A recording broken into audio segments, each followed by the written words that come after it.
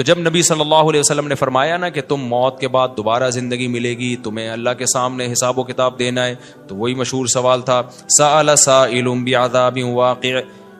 اللہ فرماتے ہیں واقع کب ہوگا یہ تو میں نہیں بتاؤں گا, میرا اصول ہی نہیں ہے کہ میں قیامت کا علم بتا دوں, لیکن اتنی بات ہے للکافرین لیس لہ دافع, جو بھی اللہ کا منکر ہے, اللہ کو نہیں مانتا, اللہ کے حکام کو فالو نہیں کرتا, جب وہ عذاب آئے گا تو دنیا کی کوئی طاقت اس عذاب سے ان کو بچا نہیں سکے گی.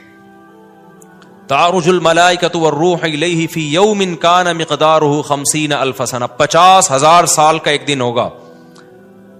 کہیں 1,000 سال اللہ نے ذکر کیا میدان حشر کے بارے میں, کہیں 50,000 سال. تو علماء نے بیان کیا یہ لوگوں کے حالات کے حساب سے ہوگا. یہ ٹائم کے جو یونٹ ہے نا یہ ہر ایک کے حق میں مختلف ہوتے ہیں. دیکھو جب ہم پیدا ہوئے تو ہم کائنات کو بننے کے اربوں سال کے بعد پیدا ہوئے ہوں گے نا, تو کیا ہمیں انتظار کرنا پڑا؟ بولو نا کیا ہو گیا؟ اگر ہمیں اللہ انتظار کرواتا, ابھی تم عالم ارواح میں ہو, 1 ارب سال کے بعد تمہارا نمبر آئے گا, تو میں تو بوریت سے مر چکا ہوتا. کیا خیال ہے بھائی؟ جہاں فلائٹ 1 گھنٹہ لیٹ ہو جائے انتظار میں آدمی ٹینشن میں چلا جاتا ہے, لیکن ہم تو جب آئے تو ہمیں تو لگا کہ کائنات کی ابتدا آج سے ہو رہی ہے. جب ہم نے ہوش سنبھالا, کیونکہ ہمارے وہ یونٹ جو تھے نا, جو وقت کی اکائیاں ہیں, وہ ہمارے حق میں اسٹارٹ ہی نہیں ہوئی تھیں. تو اسی طرح مرنے کے بعد جو مردے کے لیے جو ٹائم کے یونٹ ہے نا وہ چینج ہوتے ہیں. ورنہ جو مردہ بیچارہ 20,000 سال پہلے دفن ہوا ہے وہ تو قبر میں کوئی عذاب نہ بھی ہو رہا, وہ تو پڑے پڑے ہی بور ہو گیا ہوگا کہ اللہ قیامت لیا, میں تو ٹینشن میں آ گیا ہوں, 20,000 سال ہو گئے مجھے. تو اس کو تو ایسا نہیں لگے گا کہ 20,000 سال ہو گئے. وہ جب دوبارہ اس کو اللہ تعالیٰ اٹھائیں گے تو نیک لوگوں کو تو لگے گا ابھی ہم سوئے تھے اور ابھی ہمیں کسی نے آ کے اٹھا دیے. جیسے گہری نیند میں جب انسان سوتا ہے, کئی گھنٹے بعض دفعہ سوتا ہے, کوئی آ کے اٹھائے تو اس کو لگے گا یار ابھی تو میں سویا تھا, ابھی آپ نے اٹھا دیا ہمیں. تو سوتے ہوئے آدمی کے ٹائم کے یونٹ الگ ہوتے ہیں, مرنے کے بعد کے ٹائم کے یونٹ الگ ہوتے ہیں, عالم ارواح کے الگ تھے.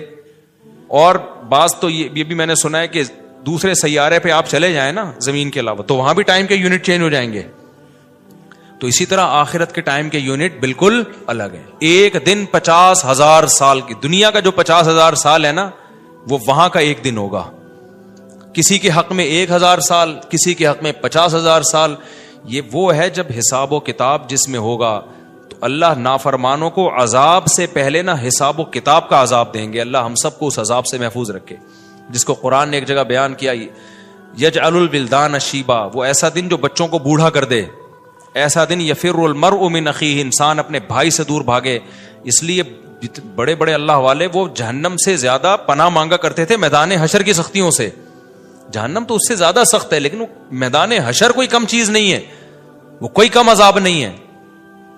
تو اللہ فرماتے ہیں کہ 50,000 سال کے برابر ایک دن ہوگا. فاصبر صبرا جمیلا انہم یرونہ بعیدا. جب مشرک بار بار کہتے بھائی چھوڑو, ابھی لے آؤ نا, ابھی لے آؤ, تو نبی صلی اللہ علیہ وسلم کو پریشانی ہوتی کہ بھئی اللہ وقت بتاتا کیوں نہیں ہے, بتا دے تاکہ میری جان چھوڑیں یہ لوگ.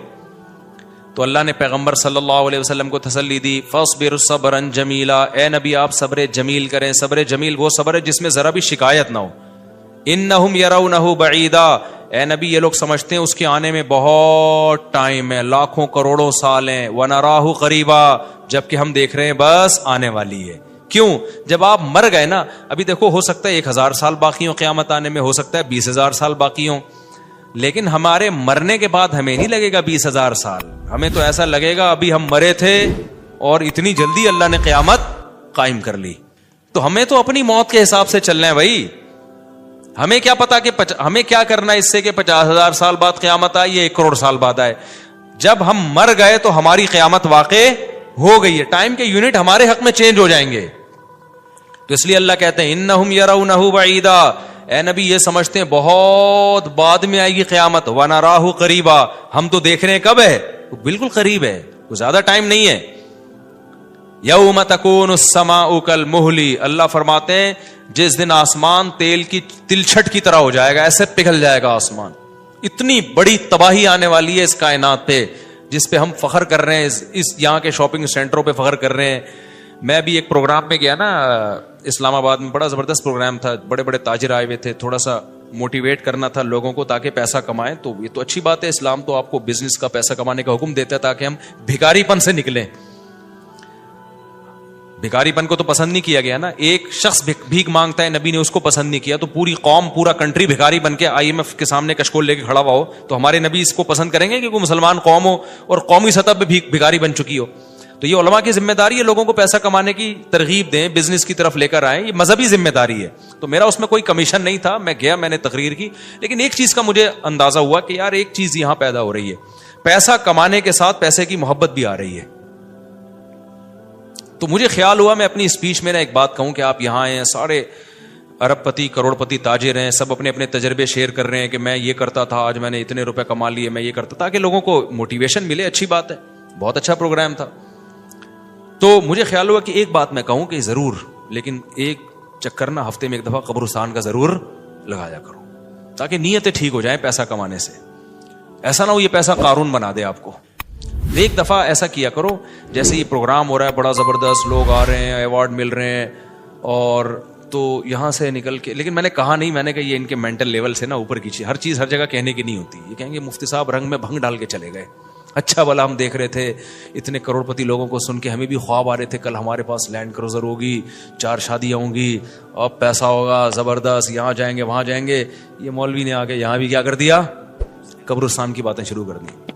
تو وہ مناسب نہیں تھا, لیکن دل چاہ رہا تھا کہ میں ان سے کہوں اگلا پروگرام وہ بول دوں گا کہ بہت زبردست پیسہ کمائیں, ایک دفعہ جا کے قبر میں جو آپ سے پہلا کما کے چلے گئے ہیں نا پہلے کما کے, یہ یوٹیوبرز تو یہاں آ رہے ہیں, اپنا ایکسپیرینس شیئر کر رہے ہیں, میں ایسا کانٹینٹ بناتا ہوں اور میں ایسے محنت کرتا ہوں. اچھی بات ہے, مجھے بڑی خوشی ہو رہی تھی, تھوڑی سی امیدیں ہوئی کہ شاید پاکستان اب شاید اچھی سمت میں جانا شروع ہو جائے.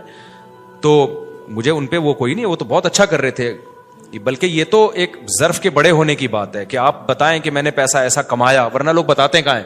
مجھے ان یوٹیوبرز میں خوشی ہو رہی تھی, وہ بتا رہے تھے ہم نے یہ کانٹینٹ بنایا, ہم نے ایسے چینل بنایا, اتنے پیسے کمائے. تو اچھی بات ہے, شیئر کرو یار, تاکہ لوگوں کی غربت ختم ہو, وہ بھی کریں یہ کام.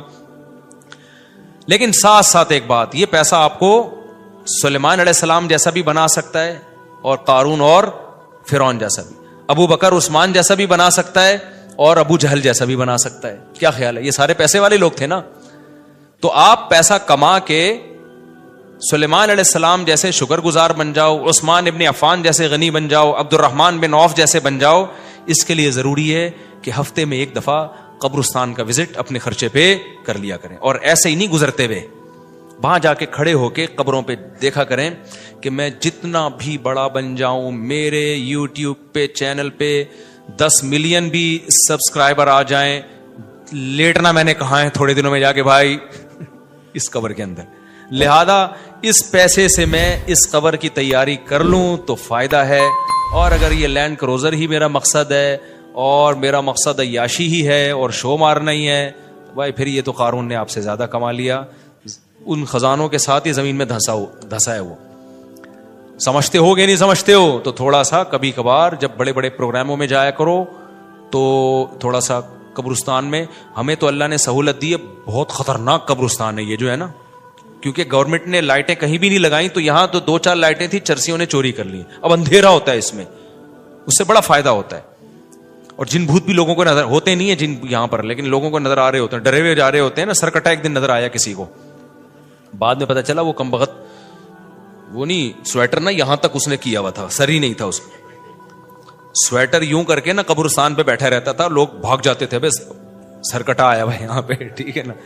تو آپ یہ جو ہمیں اللہ نے بڑی سہولت دی ہے, کبھی کبھار ایسا کیا کرو, یہاں چلے جاؤ. رات کے وقت جاؤ گے تو جیسے آپ نے انرجی اپنی خرچ کرنی ہے نا, تو کہتے ہیں ڈاکٹر 1 گھنٹے کی واکنگ سے 15 منٹ کی جاگنگ بہتر ہے. 15 منٹ کی جاگنگ میں اتنی انرجی لگ جائے گی جو 1 گھنٹے کی واکنگ میں نہیں ہوگی.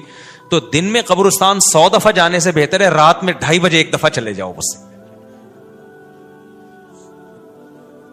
رات میں 2:30 بجے 1 دفعہ چلے جاؤ, اور وہاں جا کے بیٹھو. بیٹا آنا کہاں ہے, یہی آنا ہے. اور یہ جو لیٹے ہوئے ہیں نا, یہ سارے غریب نہیں تھے, ٹھیک ہے نا.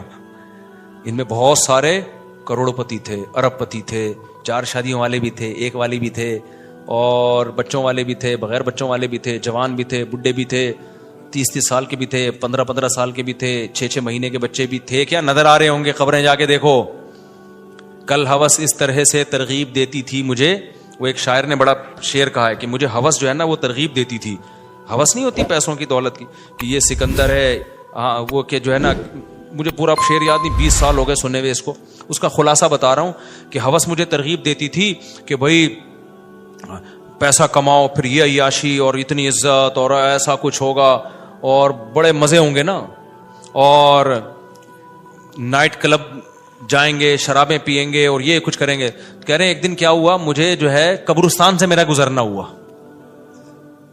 تو مجھے جو ہے نا میری ہوس نے جو ہے نا مجھے 2-4 قبریں دکھائیں اور کہا یہ سکندر ہے, یہ دارا ہے, یہ کیکاؤس ہے. یہ سکندر اعظم کی قبر ہے, لاکھوں باندیاں تھیں اس کے پاس. آپ تو 2-4 گرل فرینڈ پہ فخر کر رہے ہو, گرل فرینڈ نہیں, لاکھوں باندیاں. گرل فرینڈ آپ کے تابع نہیں ہوتی, باندی تو جیسے آپ بولو گے بھائی جو کام آپ اس کے ذمہ لگاؤ گے وہ بھاگ نہیں سکتی, نوکر ہے آپ کی.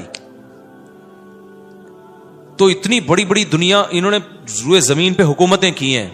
آج قبروں کے اندر یہ دارا ہے, یہ کیکاؤس ہے, یہ سکندر اعظم ہے. بڑے بڑے بادشاہوں کی قبریں آپ کو نظر آئیں گی پڑے ہوئے اندر. اب نئے زمانے میں شعر کو ہم یوں چینج کر دیں گے, یہ 10 ملین والا ہے سبسکرائبر تھے, یہ 20 ملین والا, یہ 50 ملین والا.